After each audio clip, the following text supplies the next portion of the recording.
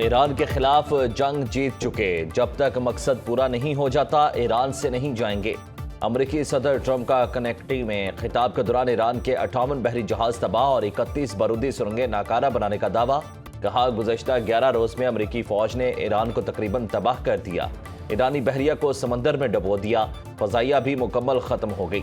Operation epic fury کے پہلے گھنٹے جنگ جیت گئے تھے۔ صدر ٹرمپ کا کہنا تھا کہ تیل کی قیمتیں کم کرنے کے لیے امریکی اسٹریٹجک تیل ذخائر سے فائدہ اٹھائیں گے۔ آئی ای اے کے اسٹریٹجک ذخائر سے تیل جاری کرنے سے قیمتوں میں کمی آئے گی۔ ٹرمپ نے محکمہ توانائی کو اگلے ہفتے سے اسٹریٹجک پیٹرولیم ذخائر سے 172 ملین بیرل تیل جاری کرنے کی اجازت بھی دے دی۔ اقوام متحدہ کی سلامتی کونسل میں روس کی ایران اسرائیل جنگ بندی کی قرارداد منظور نہ ہو سکی۔ امریکہ نے روس کی پیش کردہ قرارداد ویٹو کر دی۔ پاکستان سمیت 4 ممالک کی قرارداد کی حمایت، مخالفت میں 2 ووٹ آئے، 9 ارکان غیر حاضر رہے۔ روسی مندوب کا ایران پر حملے فوری بند کرنے کا مطالبہ، کہا کہ کسی ملک کی شہری آبادی پر حملہ ناقابل قبول ہے۔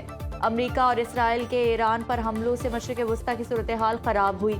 ایرانی مندوب کا کہنا تھا کہ آج کی کارروائی پر افسوس ہے، سلامتی کونسل کو سیاسی ایجنڈے کے لیے استعمال کیا گیا۔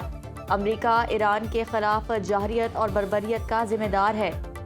سلامتی کونسل نے موجودہ تنازع کے بنیادی وجہ کو نظر انداز کیا۔ چین نے کہا کہ تنازع کا حل مذاکرات سے ہی ممکن ہے، جنگ کسی کے مفاد میں نہیں۔ اقوام متحدہ کا ایران سے خلیجی ممالک پر حملے روکنے کا مطالبہ۔ سلامتی کونسل سے خلیجی ممالک کی قرارداد منظور کر لی گئی۔ پاکستان سمیت 13 ممالک نے حق میں ووٹ دیا، کسی نے مخالفت نہیں کی۔ چین اور روس نے ووٹنگ میں حصہ نہیں لیا۔ پاکستان سمیت 135 ممالک نے قرارداد کو سپانسر کیا۔ ایران نے قرارداد کو کھلی ناانصافی قرار دیا۔ ایرانی مندوب نے کہا کہ قرارداد میں زمینی حقائق کو مسخ کیا گیا۔ امریکی اور اسرائیلی حملوں میں 1300 سے زائد شہری شہید ہو چکے۔ پاکستان کا تنازع کے فوری حل کا مطالبہ۔ مستقل مندوب عاصم افتخار نے کہا کہ ایران پر حملوں نے عالمی امن کو خطرے میں ڈال دیا۔ برادر ملک ایران کی سلامتی اور خود مختاری کی حمایت کرتے ہیں۔ ایران پر غیر ضروری حملے کر کے خطے کو تنازع میں دھکیل دیا گیا۔ UN چارٹر سے باہر کسی بھی طاقت کا استعمال غیر قانونی ہے۔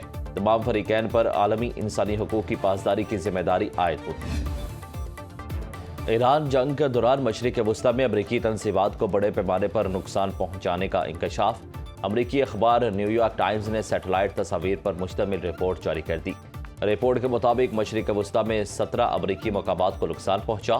ایران کی جانب سے امریکی فوجی اڈوں، فضائی دفاعی نظام اور سفارتی مقامات کو نشانہ بنایا گیا۔ سعودی عرب کی پرنس سلطان ایئر بیس، قطر کی العدید ایئر بیس نشانہ بنے۔ کویت کی السلام ایئر بیس پر حملوں سے متاثر۔ بحرین میں امریکی بحریہ کے 5th فلیٹ ہیڈ کوارٹرز کو نقصان پہنچا۔ UAE کے الزفرا ایئر بیس اور جبل علی پورٹ کو نقصان پہنچا۔ اردن کے موافق ایئر بیس کو بھی ایران نے نشانہ بنایا، جبکہ عراق میں اربیل ایئرپورٹ پر قائم امریکی اڈے کو ٹارگٹ کیا گیا۔ جنگ کے ابتدائی 6 روز میں امریکہ کا $11.3 ارب خرچ ہوا۔ ایران کے امریکی اور اسرائیلی حملوں کے جواب میں بھرپور کارروائی۔ آپریشن وعدہ صادق چہارم کے تحت 40ویں لہر یا امیر المومنین کے نام سے منسوب قدر، عماد، خیبر شکن اور فتح میزائل داغے گئے۔ تل ابیب، حیفا اور خطے میں موجود امریکی اڈوں کو نشانہ بنایا۔ سائرن کی گونج۔ کارروائی اسلامی مزاحمتی فورسز کے ساتھ مشترکہ طور پر کی گئی۔ حزب اللہ کی جانب سے شمالی اسرائیل پر 150 راکٹ فائر۔ پاسداران انقلاب کا مشرق وسطی میں امریکی فوجی تنصیبات پر حملے جاری رکھنے کا اعلان۔ دبئی ایئرپورٹ کے قریب 2 ڈرون گرنے سے 4 افراد زخمی۔ زخمیوں میں 1 بھارتی، 1 بنگلہ دیشی اور 2 گانا کے شہری شامل ہیں۔ دبئی کریک ہاربر کے قریب عمارت پر ڈرون گرا۔ غیر ملکی ایجنسی کے مطابق بحرین میں بھی 4 زوردار دھماکے ہوئے۔ سعودی عرب، قطر، کویت کا ایران کی جانب سے آنے والے بیلسٹک میزائل اور ڈرون مار گرانے کا دعویٰ۔ امریکہ اور اسرائیل کے ایران پر فضائی حملوں کا 13واں روز۔ تہران سمیت کئی شہروں میں دھماکے، درجنوں عمارتیں ملبے کا ڈھیر بن گئی۔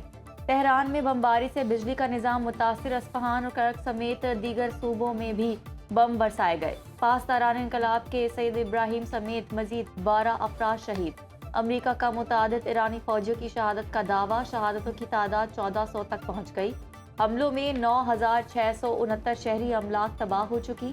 تہران کے انقلاب اسکوائر میں شہید ایرانی فوجی کمانڈرز کی نماز جنازہ ادا۔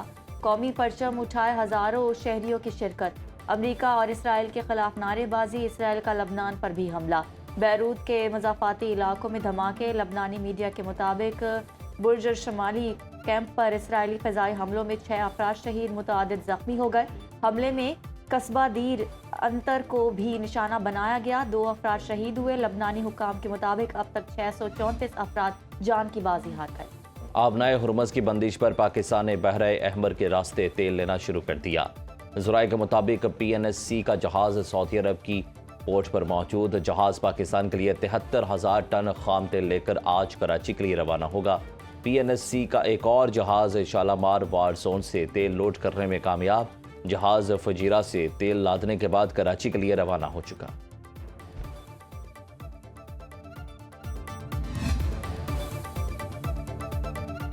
تیل کی قیمتیں کنٹرول کرنے کے لیے عالمی توانائی ایجنسی کا اہم اقدام، IEA نے 400 ملین بیرل تیل جاری کرنے کا اعلان کر دیا۔ فرانس کی سربراہی میں G7 رہنماؤں کے ورچوئل اجلاس میں اعلان کیا گیا۔ 32 رکن ممالک نے متفقہ طور پر حمایت کی۔ IEA کے مطابق ہنگامی ذخائر کو ہر رکن ملک کی صورتحال کے مطابق مناسب مدت میں مارکیٹ میں فراہم کیا جائے گا۔ 2022 میں روس کی جانب سے یوکرین پر حملے کے بعد بھی ایسا اقدام کیا گیا تھا۔ ادھر ایشیائی شیئر مارکیٹس میں مندی، تیل کی قیمتیں 7% بڑھ گئیں۔ امریکی خام تیل $93.80 اور برینٹ آئل $99 فی بیرل تک۔ ایران خطے کے کسی ملک کو نشانہ بنانے کا ارادہ نہیں رکھتا، صدر مسعود پزشکیان اور وزیراعظم شہباز شریف کا ٹیلی فونک رابطہ۔ ایرانی میڈیا کے مطابق مسعود پزشکیان نے کہا کہ ایران کا خطے کے دیگر ممالک کے ساتھ کئی تنازع پڑھنے کا کوئی ارادہ نہیں ہے۔ عالمی برادری جنگ کے ذمہ داروں پر توجہ نہیں دیتی تو عالمی نظام اور سیکیورٹی کو سنگین خطرات ہو سکتے ہیں۔ وزیراعظم شہباز شریف نے ایرانی رہبر معظم آیت اللہ مجتبی خامنئی کے نام خط لکھا، جس میں انہیں نئی ذمہ داریاں سنبھالنے پر مبارکباد اور نیک خواہشات کا اظہار کیا۔ وزیراعظم نے ایران کے ساتھ مل کر کام جاری رکھنے کے عزم کا اعادہ کیا۔ شہباز شریف نے آیت اللہ سید علی خامنئی کی شہادت پر تعزیت کا اظہار بھی کیا اور کہا کہ مشکل وقت میں ایران کی قیادت اور عوام کے ساتھ کھڑے ہیں۔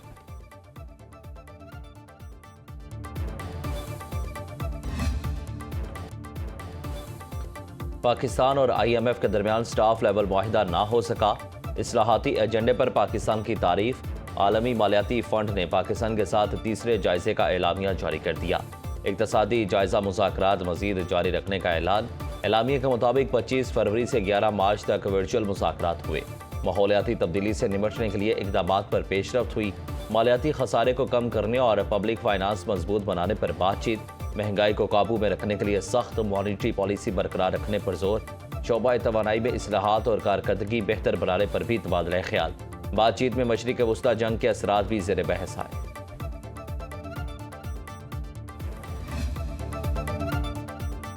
پاکستان کا آپریشن غضب للحق جاری، پاک فوج نے پاک افغان سرحد پر یوب سیکٹر میں افغان طالبان کی چوکی نمبر 2 اور 3 کو نشانہ بنایا۔ بھارتی پراکسی افغان طالبان اور فتن الخوارج چوکیاں اور اسلحہ چھوڑ کر فرار۔ افغان طالبان کی چوکیوں سے روسی ساختہ ہیوی گرنیڈ لانچرز قبضے میں لے لیے۔ وزیر اطلاعات عطا تارڑ کے مطابق فتن الخوارج کے 641 دہشت گرد ہلاک، 855 سے زائد زخمی ہو چکے، 243 چیک پوسٹیں تباہ کر دیں۔ آپریشن غضب للحق اہداف کے حصول تک جاری رہے گا۔ 190 ملین پاؤنڈ کیس میں اسپیشل پروسیکیوٹر نیب پر 1 لاکھ جرمانہ عائد۔ اسلام آباد ہائی کورٹ میں بیرسٹر سلمان صفدر نے دلائل دیے۔ نیب پروسیکیوٹر دلائل سے بھاگ رہے ہیں۔ انہوں نے 9 دفعہ التوا مانگا ہے۔ نیب اس کیس میں استعمال ہو رہا ہے۔ عدالت ہمیں سن کر فیصلہ جاری کرے۔ اس کیس کا عید سے پہلے فیصلہ ہونا چاہیے۔ بیرسٹر اعتزاز احسن نے دلائل دیے۔ وکالت نامے پر دستخط کے لیے والی سے ملاقات نہیں کرائی گئی۔ عدالت قید تنہائی پر فیصلہ دے، نسلیں یاد رکھیں گی۔ نیب پروسیکیوٹر نے جواب دیا کہ قید تنہائی کی درخواست ہے تو ہمیں نوٹس جاری کریں، ہم جواب دیں گے۔ نیب نے 190 ملین پاؤنڈ کیس میں سزا معطلی کی اپیلیں ناقابل سماعت ہونے کے لیے متفرق درخواست دائر کر دی۔ اسلام آباد ہائی کورٹ کا نیب کی متفرق درخواست پر باری PTI کو نوٹس۔ باری PTI کی ہسپتال منتقلی درخواست پر اعتراضات دور کرنے کے لیے مہلت کی استدعا منظور۔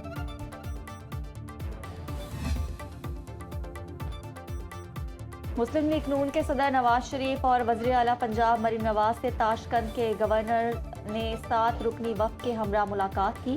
पंजाब और ताशकंद को बरादर सूबा करार देने पर इत्तफाक। दोनों सूबों के दरमियान tourism, ज़राअत, live stock, meat processing, beverages, food और दीगर सेक्टर्स में माशी ताउन पर भी इत्तफाक हुआ। मरीम नवाज ने दौरा उज़्बेकिस्तान की दावत कबूल कर ली।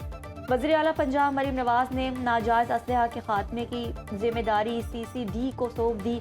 ईद उल फितर के बाद असलहा कल्चर के खात्मे के लिए भरपूर मुहिम का हुक्म। असलहा नुमाइश और नाजायज़ इस्तेमाल के सदेबाप के एक्ट की मंजूरी दी। लाइसेंस याफ्ता असलहा बर्दार शहरी को भी हथियार रखने की माकूल वजह बयान करनी होगी। असलहा घर में आवेजा करने के लिए इजाज़तनामा ज़रूरी होगा। मुकर्रर मुद्दत में नाजायज़ असलहा जमा न कराने पर सख्त सज़ाएँ तजवीज़। सुबह सवेरे लाहौर के मुख्तलिफ इलाकों में गरज चमक के साथ बारिश। वाल्टन, कैंट, कैवलरी ग्राउंड और गुलबर्ग में बारिश। जोहर टाउन, केनार रोड, मुस्लिम टाउन, मॉडल टाउन, माल रोड और तराफ में भी बादल बरसे। दर्जा हरारत में नुमाया कमी।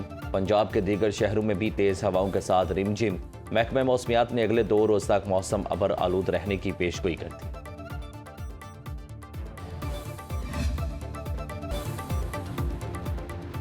सीनियर अदाकार आसिम बुखारी 76 बरस की उम्र में इंतकाल कर गए। आसिम बुखारी दिल और गुर्दों के आर्जे में मुब्तला थे। वो गुज़श्ता 15 रोज़ से लाहौर के निजी हस्पताल में ज़ेरे इलाज थे। आसिम बुखारी ने बेशुमार TV ड्रामों, स्टेज प्ले और फिल्म्स में काम किया।